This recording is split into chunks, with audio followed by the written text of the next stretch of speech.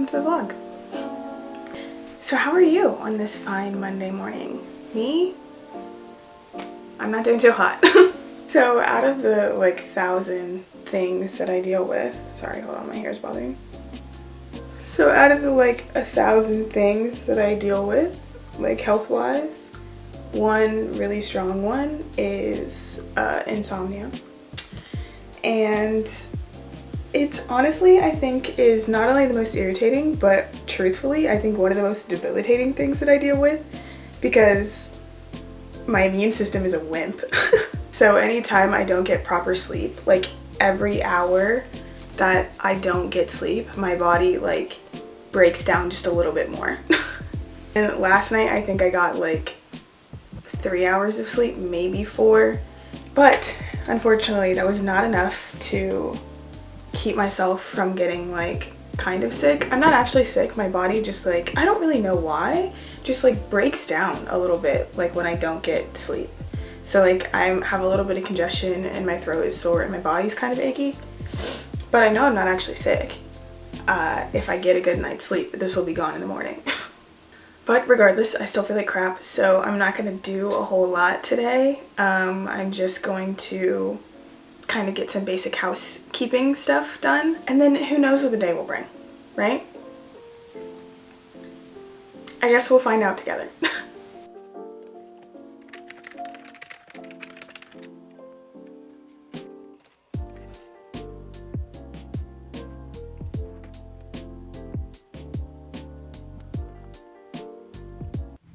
Okay, hello. I am just here to provide you with a little bit of context about this next clip. So I somehow found myself researching obsessive compulsive disorder. I don't really know what happened, but here we are.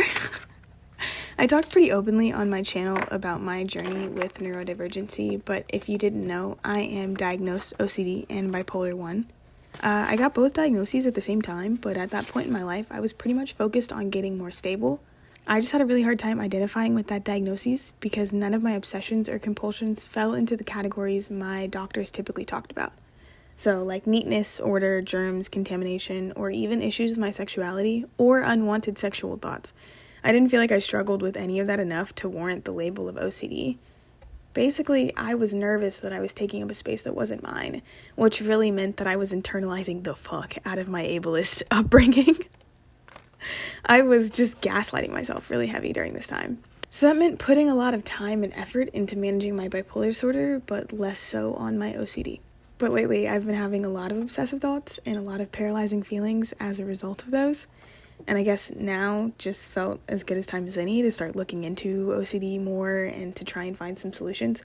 So that's what you're about to see. Okay, this angle is probably not going to be the best, but I did that thing where I thought of something and then I immediately needed the answer, and then that answer made me look something else up, which made me look something else up, which made me look something else up.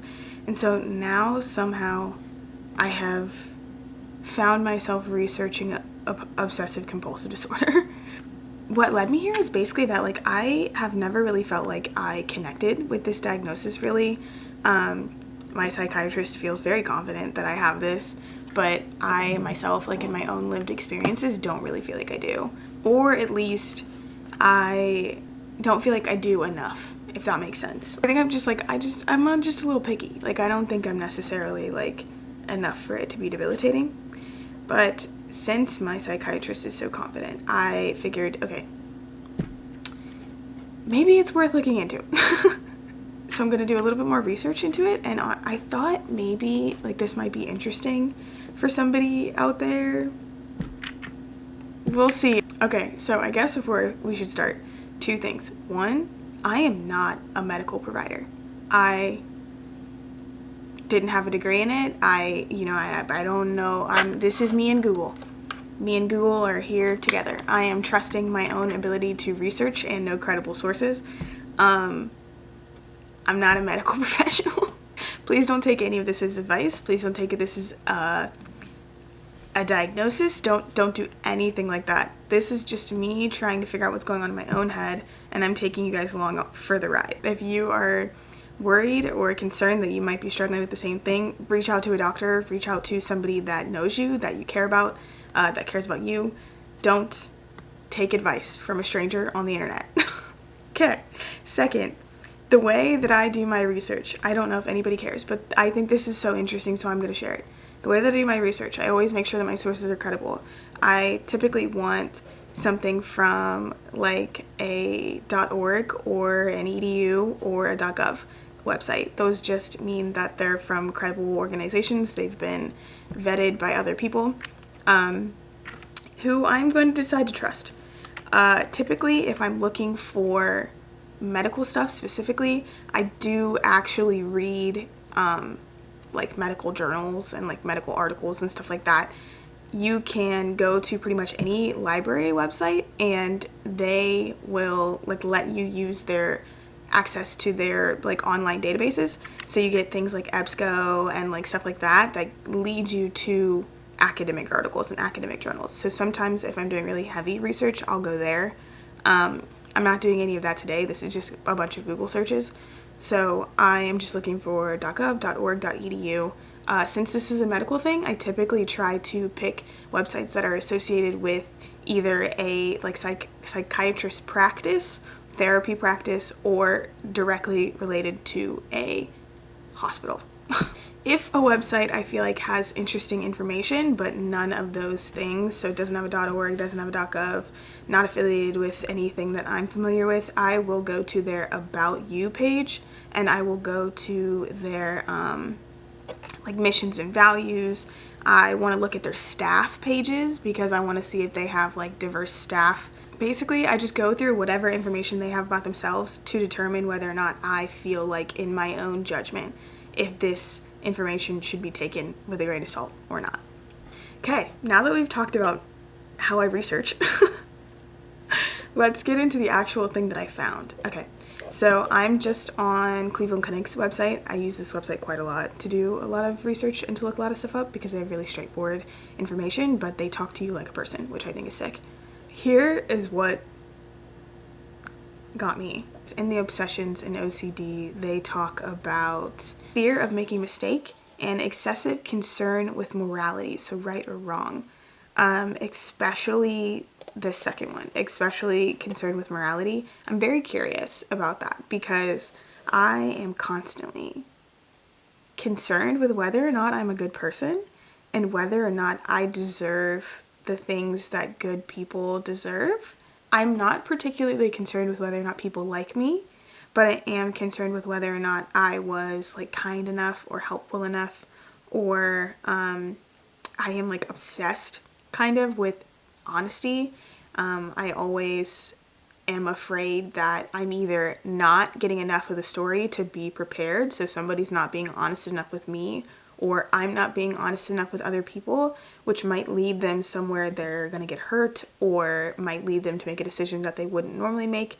And I don't want anyone to get hurt or for their life to be harder or anything like that just because of something that I did. Yeah. Thinking about this makes my chest hurt.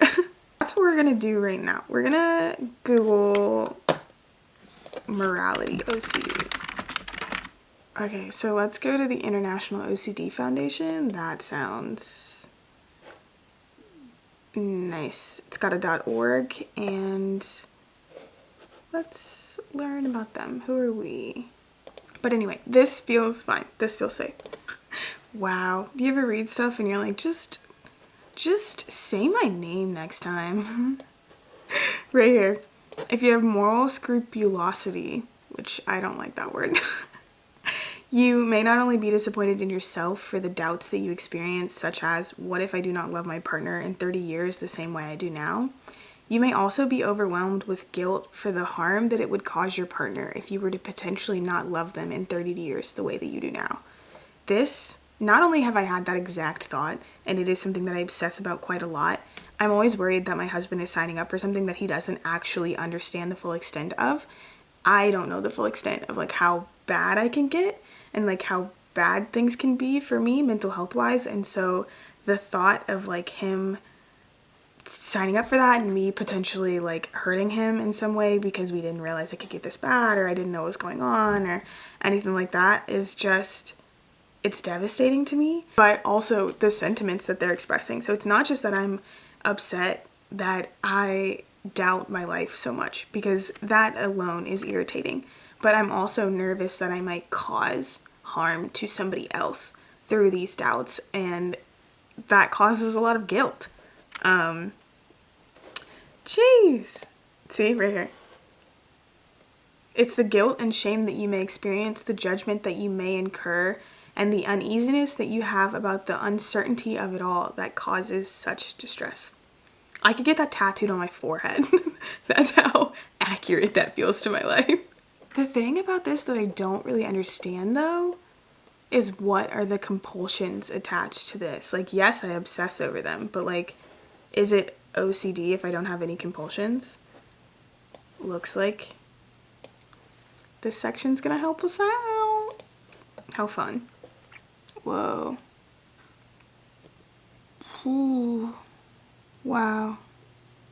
I feel like I should call my psychiatrist and apologize for all the arguing I did with her. Okay, so right here. So a common and harmful compulsion is self-shaming and self-criticism. This presents as repeated self-defeating statements that serve an avoidant function of living with uncertainty. While exchanging anxiety and uncertainty for shame and sadness does not sound like much of a trade-off, at least shame is certain. Jeez. These individuals believe that if they can at least feel badly about their shortcomings, then maybe they will not make the same mistake twice. In defining themselves as bad or guilty, it puts an end to their perpetual internal debate of what if I'm a bad person, and gives a definitive answer. Yes, you are. Yeah. Hi, Cleveland Clinic. Did you climb into my head and listen to my thoughts? Yeah, that's basically, I mean, yeah, I do that a lot. It's a lot easier to accept the fact that you did something wrong or are a bad person if you said it first, you know? It's kind of like the you can't hurt me, I've already hurt myself enough kind of mentality.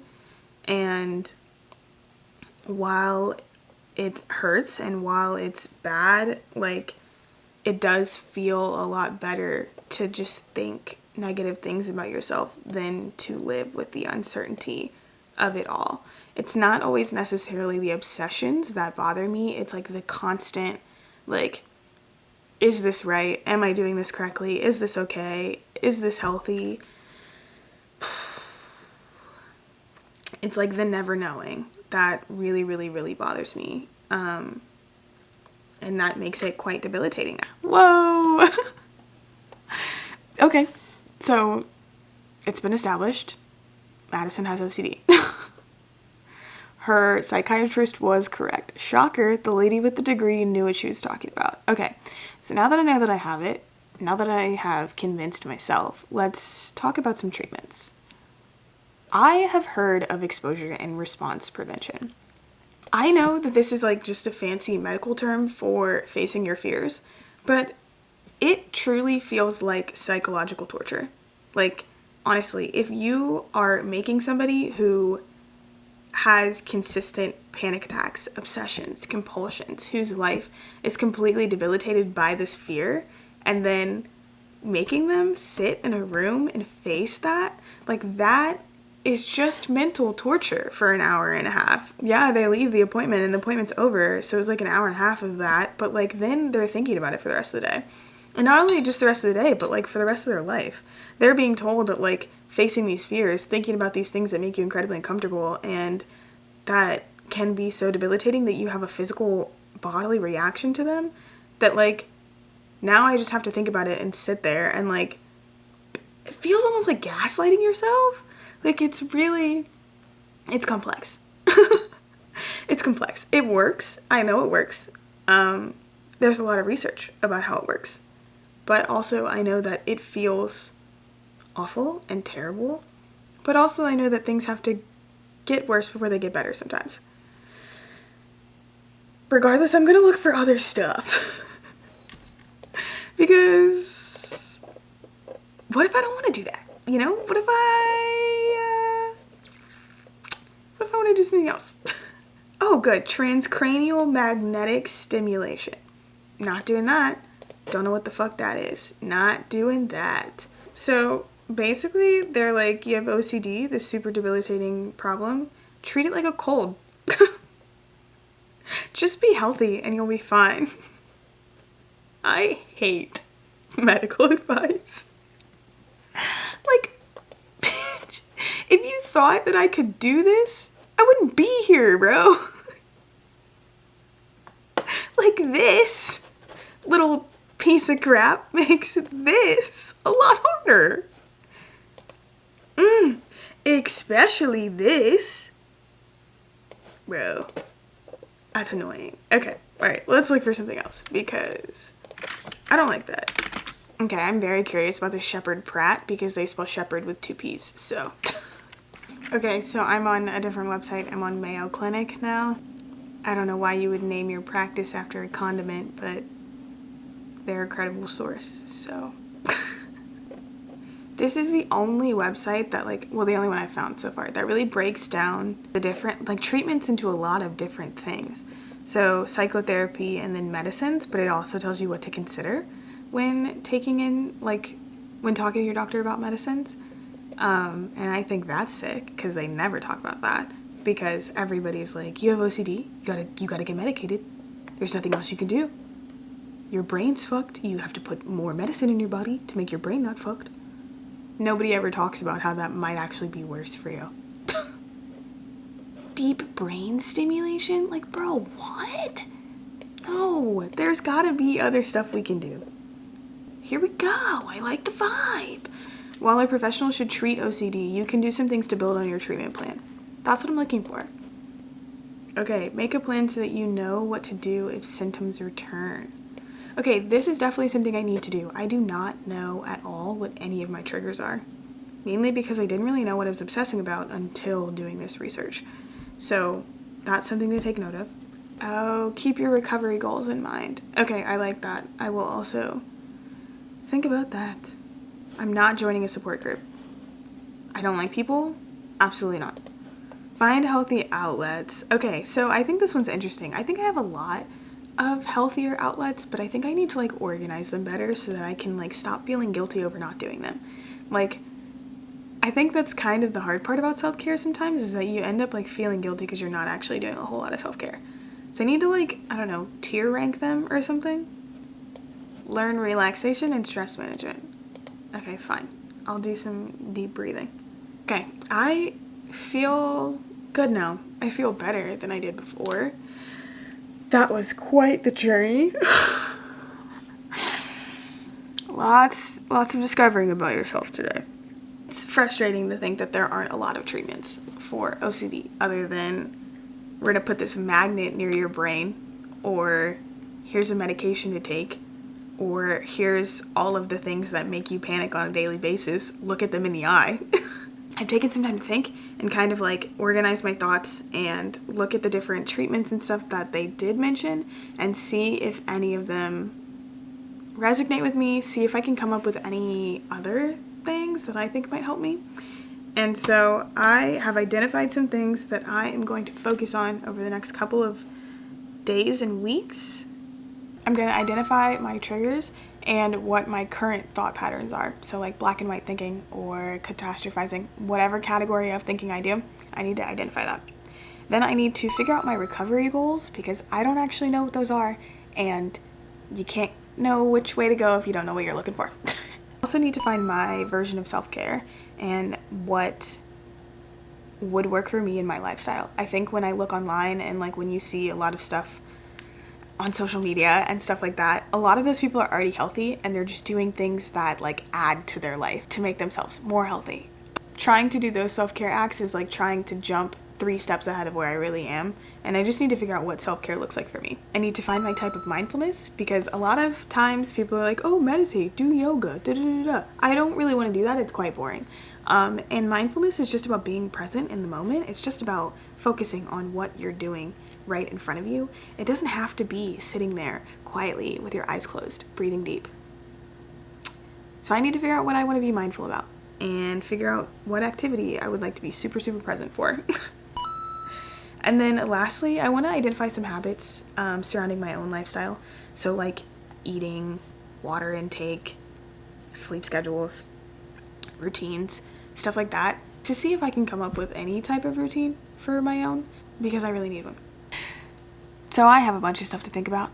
I hope you enjoyed that, and yeah, brain too full.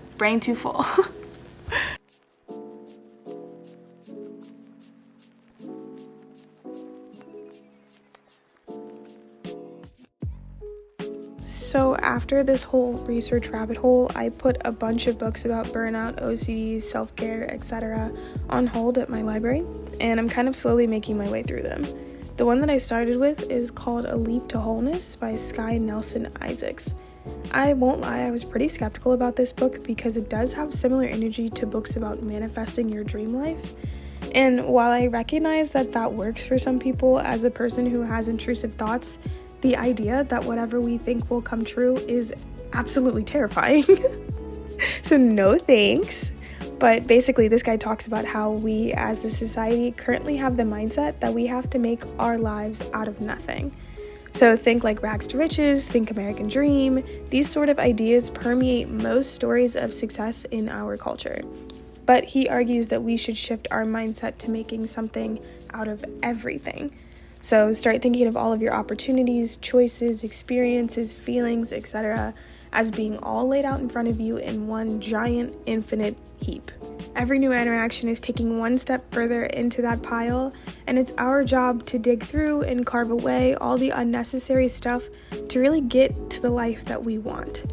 I think this is actually pretty cool. I mean, the POC in me wants to call bullshit, but I realize that I have to make space in my brain for both the concept that I can make my life whatever I want it to be, and the very real fact that systemic oppression wreaks havoc on the lives of the marginalized. But we're working on that. That's not the point anyway. That's another video for another day.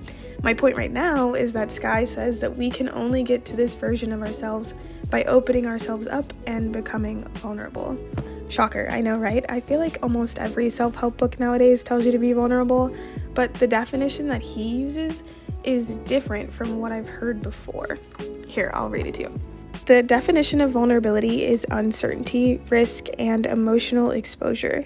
But vulnerability is not a weakness, rather it is our most accurate measure of courage.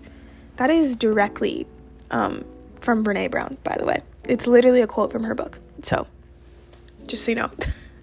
The whole basis of this version of vulnerability is uncertainty. And as we have found out, uncertainty and OCD are definitely not friends. Seeing these two concepts presented with each other made me realize why vulnerability is something that I struggle with, or something that I feel like I've always kind of done a little bit incorrectly, if that makes sense. I find it really hard to picture my future and to start making actionable steps to start living my dream life and doing everything and becoming my best self and blah, blah, blah, blah. I find that really hard because I can't handle all of the uncertainty. There's so many unknowns and so many plans to be made, so many things that I don't know if I'm not asking, that I find myself just researching and planning for hours and hours and hours, as if gathering enough information and knowledge and steps will help me see the future. This is where I realized the effectiveness of exposure and response therapy, because I was sitting here like, wow, how do I fix this? How do I get over this? What am I supposed to do with my life now? And the fact of the matter is that I literally just have to do it. Like, there's no magic answer, no pill I can take, no one's gonna do it for me. I literally just have to stare my fear in the face and do the thing anyway. I guess the whole point of this voiceover is so that I can make a public apology to exposure and response therapy. ERP, I just want to say, you are in fact still mental torture, but turns out you're kind of our only option. So, sorry, and thanks, I guess. Hello, hi.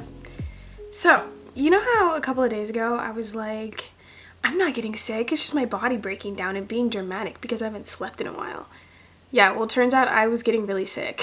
I got pretty sick, and now it is, in fact, I believe 3 days later, and I look like this, and I sound like this, and I'm exhausted. I can't breathe. I apologize in advance if I touch my nose a lot. I am absolutely terrified that I'm dripping snot everywhere. Sadly, I do not think that this thing is going away anytime soon, so I am just going to talk through this one thing with you guys and then end the video and then do kind of like a follow-up next week where I actually end up trying some of the stuff that I'm getting ready to talk about.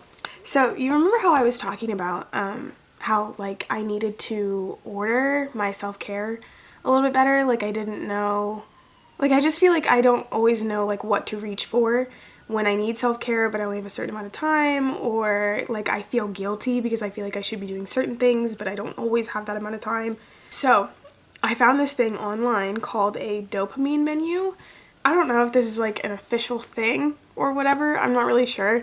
I just saw a TikTok about it and it made a lot of sense and it looked like it was gonna help me. So I decided to go ahead and do it.